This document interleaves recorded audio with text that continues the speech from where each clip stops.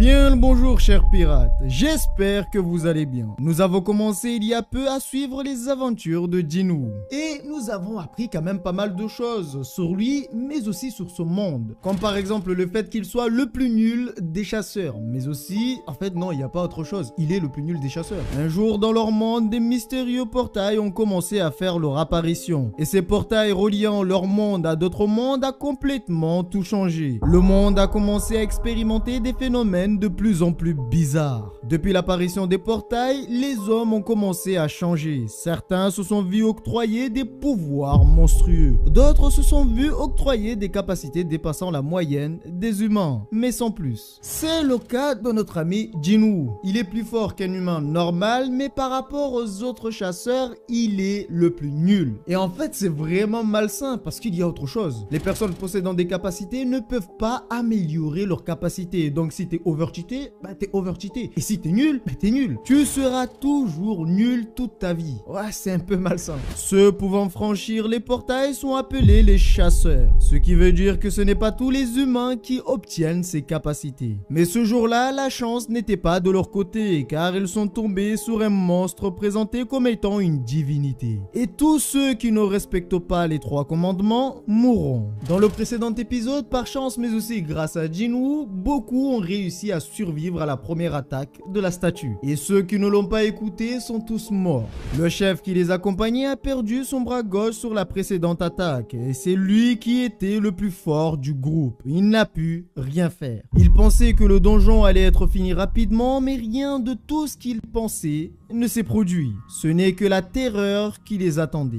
La panique s'installe. Ils ne veulent pas mourir. Ils veulent vivre. La statue ne bouge toujours pas et observe. Elle observe avant de recommencer encore. Leur plan est de prendre la fuite lorsque la statue cessera de les attaquer. Mais dès l'instant où ils feront un pas, la statue les réduira en cendres comme les autres chasseurs. Ah mais écoutez, ils sont dans une sacrée merde, c'est le cas de le dire. Un des chasseurs pète les plans. Il ne veut pas mourir de cette façon. Alors il prit la décision d'attaquer la statue. Il pense qu'avec son niveau actuel, ce n'est pas une petite statue qui va lui faire peur. Le chef du groupe le met en garde et le demande d'arrêter. Il veut y mettre fin. Il veut sortir de ce donjon. Alors il active ses capacités et passe à l'action. Il est si rapide qu'il nous est impossible de le suivre correctement. Mais soudain, plus rien. Tout son corps a disparu, ne laissant derrière lui que ses pieds, ses chaussures. Là, il faut avouer quand même que c'était un coup de poker. Soit ça passait, soit il se faisait péter le fiac. Et malheureusement pour lui, ça s'est pas très bien passé. Les personnes à l'intérieur du donjon étaient déjà traumatisées et choquées. Mais là, ils commencent à perdre espoir. Ils ne savent plus comment faire pour s'en sortir. Jinwoo commence à perdre patience. Il vient de comprendre qu'à n'importe quel moment, il risque de se faire éliminer. Il risque de se faire écraser comme des insectes. Mais cela est bizarre. Ces statues peuvent les éliminer à n'importe quel moment. Mais alors, pourquoi? Pourquoi ils ne font rien? Pourquoi patientent-elles? Pourquoi ils ne font rien à part observer? En réalité, quand j'y pense, j'ai l'impression que la statue elle est en train de faire une sélection. C'est comme si elle choisissait quelqu'un qui pourrait la représenter. Lorsqu'ils sont rentrés dans le donjon, il y avait un cercle magique. De l'autre côté, on trouvait des commandements. Les commandements pourraient être là pour permettre de choisir l'élu, la personne qui pourrait être sélectionnée. Je dis ça parce qu'en réalité, c'est vraiment bizarre parce qu'ils ont découvert un donjon juste comme ça et à l'intérieur, ils trouvent des monstres qui sont, je crois, de rang S. C'est un peu chelou. La statue a éliminé un chasseur de rang D sans la moindre difficulté, sans le moindre problème. La statue a éliminé tous ceux qui ne respectaient pas les commandements en une fraction de seconde, sans le moindre problème. Il y a quelque chose, il y a un mode de fonctionnement. Jinwoo observe encore une fois les commandements. Il a compris, il a enfin compris quelque chose qui devrait leur sauver la vie. Il dit au chef qu'il faut respecter les commandements s'ils veulent sortir de là. Pour sortir, ils doivent faire absolument tout ce qui est dit. Le dernier commandement était « Tu vénéreras le Seigneur ». Pour lui, il y a une règle à respecter dans ce donjon. S'il a bien compris, en réalité, la statue n'attaque pas ceux qui bougent. Cela ne fonctionne pas ainsi. Alors il se lève et s'approche de la statue. Celle-ci commence à s'activer. Il s'abaisse et s'agenouille devant elle. La statue ne bouge toujours pas. pas. Elle ne fait rien à part observer. Il pense avoir compris la signification des commandements. Alors il demande à tous les autres de se prosterner devant la statue avec lui. Je sais pas vous, mais la statue en réalité me fait penser à Julius dans Black Clover. Alors pas vraiment sur l'apparence, c'est par rapport à ce qu'elle dégage. Elle ressemble beaucoup à Julius. Je sais pas, vous me direz ce que vous en pensez. Celle-ci ne bouge toujours pas. Elle observe attentivement leur action, sans faire quoi que ce soit. Tu vénéreras le Seigneur. Il pense que cela voudrait dire qu'il faudrait s'incliner devant lui, devant la statue. Malgré le fait qu'ils ne veulent pas le faire, ils se sont tous inclinés devant la statue. Ils ont tous l'espoir que celle-ci les laissera partir, les laissera vivre.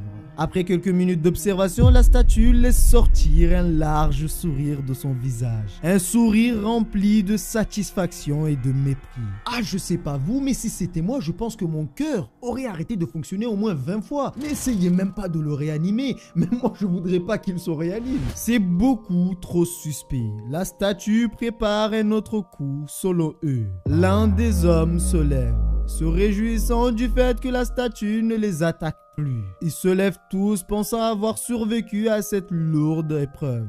Mais il n'en est rien. Ils n'ont pas encore survécu. Ce n'est que le commencement. La pression dans la salle commence à se ressentir. La statue a bougé. Pour la première fois, la statue vient de se lever. Depuis le début, elle n'avait jamais fait un seul geste. Et maintenant, la statue a posé le pied au sol. Ils viennent de se rendre compte encore une fois de l'ampleur de leur erreur. En rentrant dans ce donjon, seule la mort les attendait.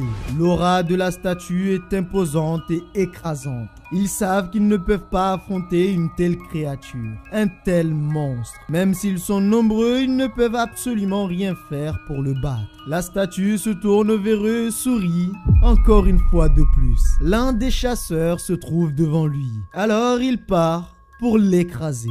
Mais celle-ci commence à faire des prières afin que son Dieu la sauve. Elle vient de briser la règle.